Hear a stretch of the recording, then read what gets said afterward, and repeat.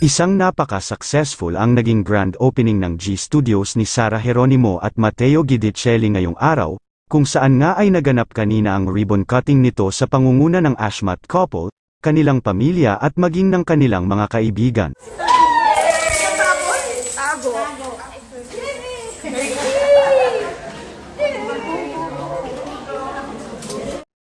Samantala hindi naman nagpahuli ang mga fans ni Sara at tila mas excited pa ang mga ito sa grand opening nila.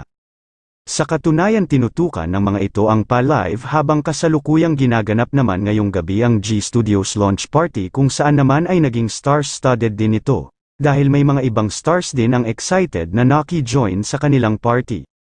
Hindi man sila nakarampas sa ABS-CBN Ball ay may pa-red carpet naman ang mga ito. Napakaganda at napakagwapo ni Sara sa kanyang outfit ngayon, mas lalong bumabata habang kausap at kaharap nila ang kanilang mga panauhin sa nasabing party. Masayang sinalubong din ang mga ito habang isa-isa nilang inilibot ang nasabing kumpanya ng power couple, kaya naman masasabi ng kanilang mga tagahanga na super successful ang naging launching nito, na matagal-tagal ding anabangan lalong-lalo na ng kanyang mga tagahanga. Spotted ang ilang mga stars kagaya ni Bianca Gonzalez, John Arcilla, at Ogie Diaz. Matatandaang nagsimula sina Sara Geronimo at Matteo Guidicelli para sa isang bagong studio kung saan magsushoot sila ng iba't ibang content na inaasahan ng mga fans na makita mula sa kanila sa hinaharap.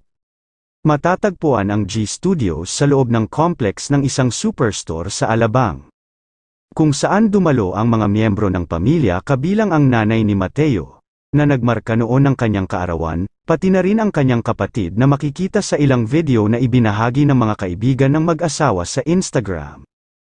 Pagkikwento pa noon ni Matteo na inaabangan na niya ang pagsisimula ng G Studios sa mga operasyon nito at inaakalang magbubukas ito noong Marso taong 2023.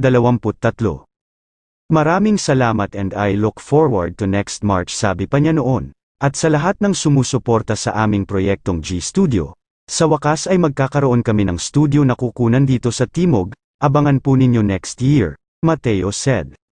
Tila, magsisilbi si Sara bilang presidente ng G Studios at inaasahang magsimula na itong gumana sa susunod na araw.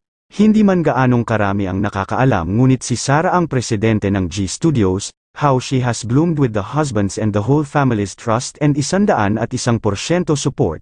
Patuloy na binibigyan ni Matteo ang mga tagahanga ng isang sulyap sa kanilang buhay bilang mag-asawa sa pamamagitan ng kanyang mga vlog sa YouTube.